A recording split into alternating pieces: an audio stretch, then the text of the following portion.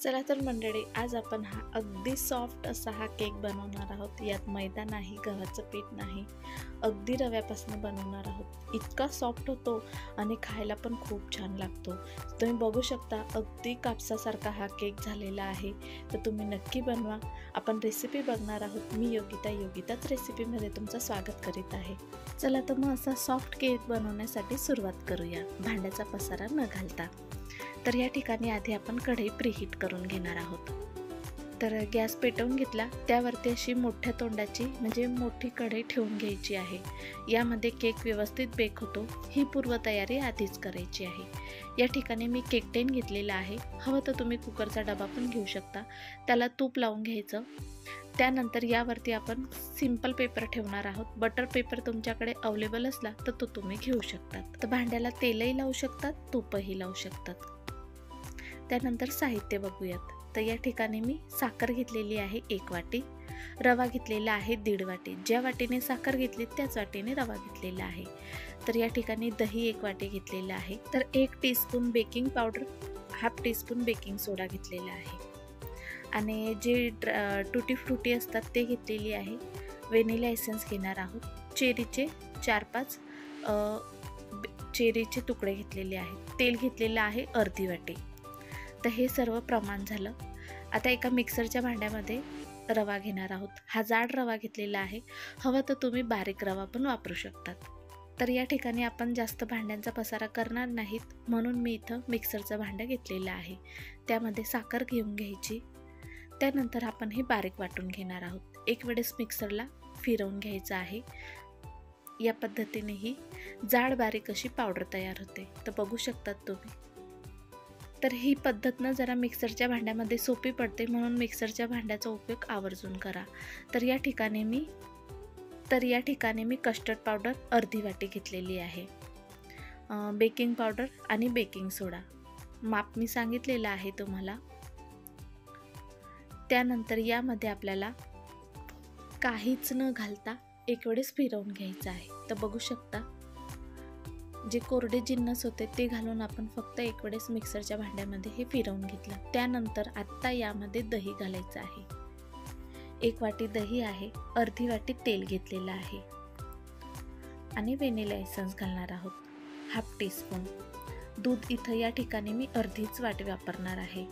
एक वेळेस मिक्स करून घ्यायचं, म्हणजे जे साहित्य आहे ते व्यवस्थितपणे एकजीव होईल. मिक्सरच्या भांड्याला जेव्हा आपण मिक्सरला लावतो तेव्हा ते झाकणावर येऊन बसत नाही. आता एक वेळेस मिक्सरला फिरवून घ्यायचं. तर बघू शकता, आपलं हे बॅटर अगदी रेडी झालेलं आहे. चमच्याने दाखवते तुम्हाला या पद्धतीने. तर ह्या पद्धतीनेच बॅटर ठेवा, जास्त घट्ट करू नका, नाहीतर काय होतं, केक सॉफ्ट होणार नाही आणि कडक होईल. आता अर्ध बॅटर ओतून घ्यायचं. तर टुटी फ्रुटीसाठी मी या ठिकाणी गव्हाचं पीठ घेतलेलं आहे. काय होतं, जेव्हा बॅटर टाकतो आणि टुटी फ्रुटी त्यावरती टाकतो तर ती बॅटरमध्ये खाली जाऊन बसते तळाशी. या पद्धतीने जर तुम्ही गव्हाच्या पिठामध्ये कोटिंग करून घेतलं ना, तर ती व्यवस्थितपणे केकच्या स्टेप बाय स्टेपला जाऊन बसते. आता दुसरी लेअर टाकून घेणार आहोत. तर दुसरी लेअर टाकल्यानंतर परत आपण इथं टुटी फ्रुटी टाकणार आहोत. ती खूप छान लागते खायला आणि मुलांना तर आवर्जून आवडते. त्यानंतर चेरी पण टाकणार आहोत. चेरीचे मी या ठिकाणी 4 ते 5 तुकडे वापरलेले आहेत. तुम्ही हवं तर चेरी वापरू शकता, नाही वापरली तरीही काही हरकत नाही. तर बघू शकता, चेरीमुळे या केकचा लुक किती छान आलेला आहे आणि खूप छान दिसत पण आहे. आता हे टॅप करून घ्यायचं. त्यानंतर कढईमध्ये आपण ठेवून घेणार आहोत. कढई प्रीहीट झालेली आहे आपली. आता हे 45 मिनिटासाठी आपल्याला बेक करून घ्यायची आहे. यावरती वजन ठेवा झाकणावर. तर बघू शकता 45 मिनिटं झालेली आहेत. आपण केक बघूयात. चाकूने तपासून दाखवते मी तुम्हाला. तर अगदी चाकू क्लिअर निघलेला आहे आणि आपला केक रेडी झालेला आहे. थंड करून घ्यायचा आहे. या पद्धतीने एक रुमाल टाकून घ्यायचा आणि केक 10 ते 15 मिनिटामध्ये थंड करून घ्यायचा.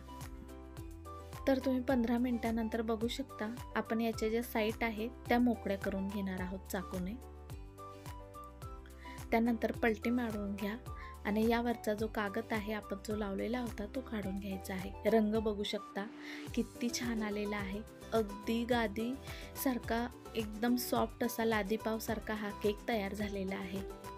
आणि घरातलं साहित्य वापरलेलं आहे, भांड्यांचा पसारा सुद्धा झालेला नाही। तर कापून दाखवते तुम्हाला, किती कलरफुल दिसत आहे या टुटी फ्रुटीमुळे। मुलं तर आवर्जून खातील, लहान काय मोठे सुद्धा मागून मागून खातील। तर बघू शकता किती छान हा केक तयार झालेला आहे, तुम्ही नक्की ट्राय करा। आणि असे पीसेस करून तुम्ही फ्रीजमध्ये 2 ते 3 दिवस स्टोर करू शकतात, मुलांना टी टाईम म्हणून किंवा डब्याला पण देऊ शकतात। तर या पद्धतीने याचे पीसेस कापून घ्यायचे। अगदी सॉफ्ट हा केक तयार झालेला आहे आणि किती कलरफुल दिसत आहे। तर बघू शकता किती सॉफ्ट आहे, खूप छान हा केक तयार झालेला आहे। तुम्ही नक्की रेसिपी ट्राय करून बघा। आणि विशेष म्हणजे आपण हा रव्यापासून बनवलेला आहे, यामध्ये आपण कस्टर्ड पावडर घातलेली आहे, त्यामुळे ह्या केकला खूप छान असा बेस मिळतो आणि खूप छानपैकी हा केक तयार होतो। तर तुम्हाला माझी रेसिपी कशी वाटली मला नक्की कमेंट करून सांगा। चला तर भेटूया पुढच्या रेसिपीला। लाईक करा, शेअर करा आणि सबस्क्राईब करा। धन्यवाद।